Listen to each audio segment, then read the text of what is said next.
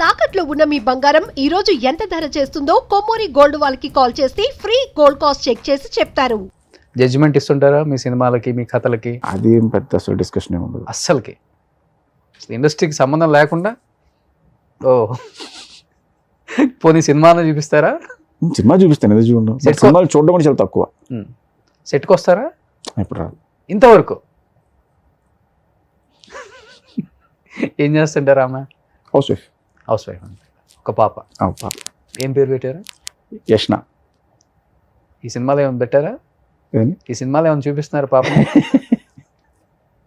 తెలిసి అడుగుతారా లేకపోతే కావాలని అడుగుతారా? ఈ మధ్య అందరు డైరెక్టర్లు పిల్లలు కనపడుతున్నారు కదండి ప్రతి సినిమాలో. ఉంటుందండి. లాస్ట్ ఒక చిన్న ఫ్రేమ్ లో వచ్చింది. నేను ఏదో జస్ట్ రాయేసి మెమరీ ఉంటుంది కదా. ఎస్ ఎగ్జాక్ట్లీ అండి. అంటే అది అనుకోకుండా ఒక చిన్న మాంటేజ్ చేస్తున్నాం, సాంగ్ చేస్తాం. మాంటేజ్ లో ఒక 3-4 months కిడ్ కావాలి. ఓ సో కరెక్ట్గా అదే టైంలో నాకు పాప ఉంది. సరే అని చెప్పి నేను తీసుకొచ్చాను. ఓకే. తీసుకొచ్చా ఒక షాట్ చేసి నేను మళ్ళీ పంపించాను. 2-3 షాట్లు చేసిన తర్వాత పంపించాను ఇమీడియట్గా. సూపర్. ఆ పాప పెద్ద అయిన తర్వాత నేను విశ్వంబర సినిమాలో చిరంజీవి గారితో ఫోటో ఉంటుంది నా ఇంట్లో. ఆయన పట్టుకొని. Great, super. ఇంకేం చెప్పాలనుకుంటున్నారు? సినిమా ఎప్పుడు రిలీజ్ ఏంటి అనేది అందరూ వెయిట్ చేస్తూ ఉన్నారు. డేట్ ఏమో ఎప్పుడా ఎప్పుడా ఎప్పుడా ఎప్పుడా ఎప్పుడా అనేది, అంటే పోస్ట్ పోన్ అవుతుంది. కాదు ఇక్కడ చిన్న క్లారిటీ అంటే పోస్ట్ పోన్ ఎప్పుడు అవ్వలేదండి. మేము January 10th డేట్ ఒకసారి వేసాం. అఫీషియల్గా మేము డేట్ అనౌన్స్ చేసాం. ఇది సినిమా ఓపెనింగ్ రోజు చేసాం మేము. ఆ తర్వాత ఆ డేట్ ఒకటి మేము పోస్ట్ పోన్ చేసాం అంతే. ఆ తర్వాత మనం ఏ డేట్ కన్ఫర్మ్ చేసి చెప్పలేదు. అదేమైపోయిందంటే సోషల్ మీడియాలో అవ్వచ్చు, లేకపోతే మీడియాలో అవ్వచ్చు, ప్రతి పండగకి లేకపోతే ఎవ్రీ ఫ్రైడే లేకపోతే నెక్స్ట్ వచ్చే అకేషన్కి ఆ డేట్ ఫిక్స్ చేసి చెప్పేస్తున్నారు. May 9th అన్నారు, తర్వాత ఇంకో డేట్ July 24 అన్నారు, లేదా June 12 అన్నారు. ఇలా డేట్లు చెప్పుకుంటూ వాళ్ళే పోస్ట్ పోన్ అనేది అవడం తప్ప మేము ఎప్పుడు చెప్పాల.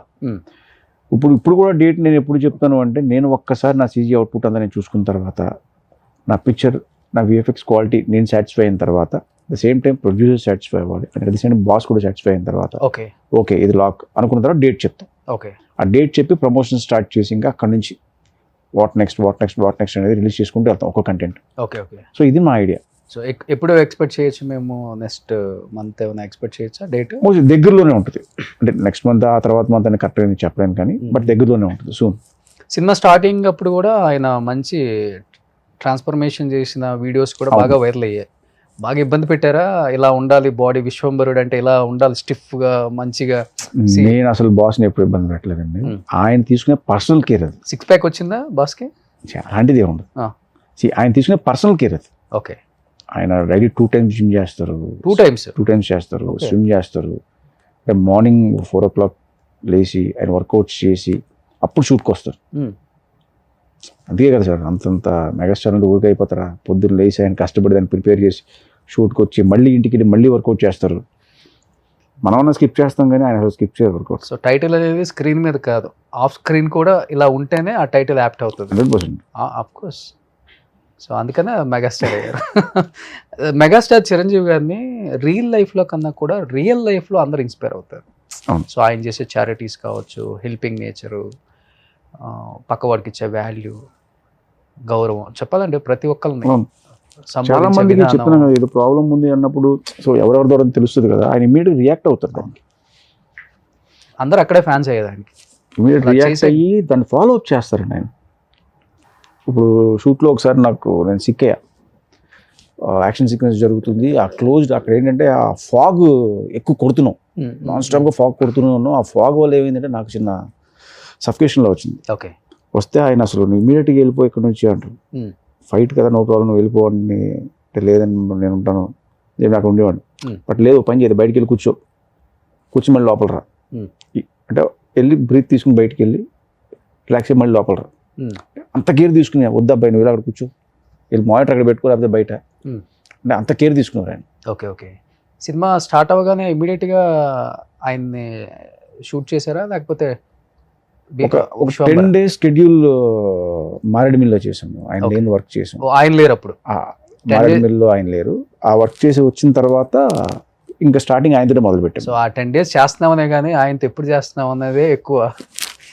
ఫస్ట్ టెన్షన్ ఉంటుంది ఫస్ట్, ఇది ఓకే చేస్తున్నాం జరుగుతుంది, Okay. ఇది పెద్ద టెన్షన్ కాదు. ఇప్పుడు ఆయనతో వచ్చినప్పుడు ఏం చేయాలి, ఎలా రియాక్ట్ అవ్వాలి అసలు మనకు తెలియదు. ఫస్ట్ టైం చేస్తున్నాం, చిరంజీవి గారితో ఎలా ఉంటారు సెట్లో, ఓకే.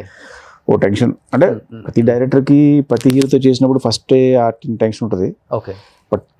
పర్సనల్గా నాకు చిరంజీవి గారితో అన్నప్పుడు ఆ మెగాస్టార్, ఆ ఇమేజ్, ఆ ఆరా, చిరంజీవి గారికి మనం యాక్షన్ చెప్తున్నాం, ఓకే. కట్ చెప్తున్నాం, ఎలా ఉండదు చిన్న టెన్షన్ మైక్ లో యాక్షన్ అని అరవగానే ఫస్ట్ షాట్ ఏంటి వస్తుంది. ఫస్ట్ ఆయన ఒక సిద్ధులకొండ అని చెప్పి ఒక ప్లేస్ ఉంటుంది, okay. Most important place in the film. ఆయన అక్కడికి వచ్చి అక్కడ శివుడికి దండం పెట్టుకుంటారు. ఓకే. సో ఇది ఫస్ట్ షాట్ నాకు.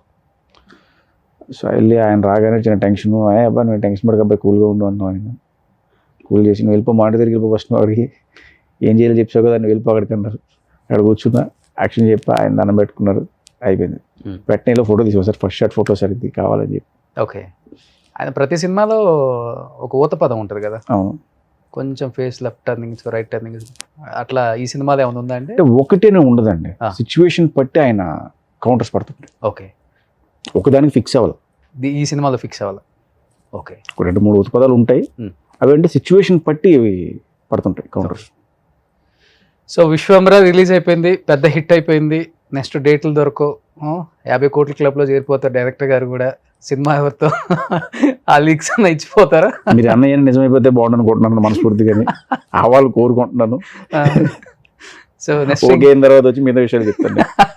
సో నెక్స్ట్ ఇంకా ఏమనుకోవాలా? విశ్వంబర అయ్యేదాకా వేరే థాట్ లేదు. ఓకే. అంటే 100% నా ఎఫర్ట్స్ అన్ని ఈ సినిమా మీద కంప్లీట్ అయ్యి బ్లాక్ బస్టర్ కొట్టి అది ఎంజాయ్ చేసి ఒక 1 month అన్న దాన్ని ఎంజాయ్ చేసి ఓకే నార్మల్ అయిన తర్వాత మళ్ళీ ఇంకో కథ. సూపర్. వశిష్ఠ గారు, మీ నాన్న చాలా డిఫరెంట్గా పెట్టారు వశిష్ఠ అని, ఇండస్ట్రీలో ఎవరు లేరు. అది యాక్చువల్గా మా డాడీ పెట్టింది కదా, మా అక్క పెట్టింది నాకు. మీ అక్క? ఓకే. మా కజిన్. యాక్చువల్లీ నా పేరు MVN Reddy, Venkatanarayana Reddy. Okay. School and కాలేజ్లో అందరూ ఎంవిఎన్ అనేవారు.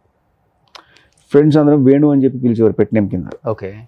సో తర్వాత ఏ పేరు కావాలి కొంచెం యూనిక్గా ఉండి ఎంవిఎన్ అని వేస్తే అలా ఉంది అన్నప్పుడు మా అక్క ఎవరికో ఒక స్వామీజీ ఎవరో వస్తే రాజమండ్రిలో, ఆయన అడిగితే ఆయన చెప్పారండి ఈ పేరు బాగుంటుంది అని చెప్పి. ఓకే.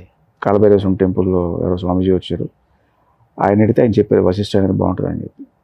సో నాకు ఫోన్ చేసి ఇలా మారుద్దాం అనుకుంటున్నారు అంటే, ఓకే అక్క నీ ఇష్టం, మా బావ సరే డన్ అయితే అన్నాను. ఆ పేరు పంపించారు నాకు. ఓకే, ఆ రోజు నెక్స్ట్ డే నుంచి నేను అదే ఫిక్స్ అయిపోయి వెళ్ళిపోయాను ఫ్లోలో. ఇప్పుడు అది ఒకటి అయిపోయింది. మీ ఆధార్ కార్డు, పాన్ కార్డు అంతా ఇదేనా? ఎస్. అన్ని వశిష్ఠ. ఆధార్ కార్డు ఇంకా మారలేదు యాక్చువల్గా, మారుతుంది. ఆధార్ కార్డు ఎంవిఎన్ రెడ్డి అని ఉంటుంది. అఫీషియల్గా స్క్రీన్ నేమ్ కానీ మిగతా ఏదైనా కూడా వశిష్ఠ అని ఉంటుంది. వశిష్ఠ అని ఉంటుంది. సూపర్. ఎప్పుడైనా కానీ వెంటనే పెద్ద హీరోతో చేస్తున్నారు కాబట్టి ఆ చిన్న చిన్న నెగిటివ్ టాక్ అనేది బయట కామన్. డెఫినెట్గా సినిమా మీద అంటే మీరు మాట్లాడే విధానం చూసినా కానీ, లేకపోతే మీకు ఎంత కాన్ఫిడెంట్ ఉందో ఈ స్టోరీ మీద, చిరంజీవి గారి మీద, డెఫినెట్గా ఈ సినిమా పెద్ద హిట్ కొట్టబోతుంది అనేది మీ మనసుకు తెలుసు, మీ మనస్సాక్షికి తెలుసు, మీరు రాసుకున్న పెన్నుకు తెలుసు. డెఫినెట్గా అన్ని విధాలుగా మీరు ప్రిపేర్ అయ్యి ఉన్నారు, ఎక్కడ కొంచెం కూడా జంగట్లేదండి. డెఫినెట్గా చేసేది కరెక్ట్, మనం కాన్ఫిడెంట్గా ఉన్నప్పుడు జంకాల్సిన అవసరం లేదు. ఎస్. నాకు చిరంజీవి గారి సినిమా చూసి by content wise very strong కొట్టే నువ్వు అన్నారు. ఎంతకన్నా ఏముంటుంది అప్రిషియేషన్. ఆల్రెడీ ప్రూవ్ చేసుకున్నారు. సోషియో ఫ్యాంటసీ వశిష్ఠ తీస్తే ఎలా తీస్తాడు అనేది బింబిసార్తో చూపించేశారు. ఇంకా అంటే ఏ సినిమాకి ఆ సినిమా ఉంటుందండి. ఆఫ్ కోర్స్ ఆ సినిమా చేసాం కాబట్టి ఈ సినిమా అయింది కాబట్టి ఇంకో సినిమా ఉండదు. కానీ ఏ సినిమా కష్టం ఆ సినిమాదే, ఏ సినిమా రిజల్ట్ ఆ సినిమాకి. సో ఈ సినిమా కంప్లీట్ అయిపోయింది, చిరంజీవి గారు చూశారు, ఐఎమ్ వెరీ హ్యాపీ అవుట్పుట్ చూసి. సో దానివల్ల నాకు వచ్చే కాన్ఫిడెన్స్ ఇంకా పెరుగుతుంది. ఓకే. ఎందుకంటే ఆయన జడ్జ్మెంట్, అలాగే కిరవాణి గారు చూశారు ఆర్ఆర్కి వెళ్ళినప్పుడు ఆయన ఇచ్చిన జడ్జ్మెంట్ కానీ. సో దానివల్ల నాకు స్ట్రాంగ్ కాన్ఫిడెంట్గా ఉన్నాను, నాకు అసలు ఎక్కడ డౌట్ లేదు నాకు సినిమా మీద. ఓకే. సినిమాలో సాంగ్ బాగా ఇప్పుడు ఒకటైతే శ్రీరాముడిది ఒకటి రిలీజ్ అయింది, నేను చూశాను, చాలా అద్భుతంగా ఉంది. మీకు నచ్చిన సాంగ్ ఎస్పెషల్ ఏదో ఉంటుంది కదా? నాకు థీమ్ విపరీతంగా ఎక్కేస్తుంది. విశ్వంబర థీమ్ సాంగ్ ఉంటుంది. ఓకే. అది సినిమా బిగినింగ్లో రికార్డ్ చేశాను. ఆ సాంగ్ అయితే అసలు నాకు గూస్ బంప్స్. అది త్వరలో రిలీజ్ చేస్తాం. అది ఓకే. ఆర్ఆర్ కూడా నెక్స్ట్ లెవెల్లోనే ఉంటుంది దానికి. కీరవాణి స్టైల్లో అసలు ఆర్ఆర్ గురించి మనం ఆలోచించక్కర్లేదు.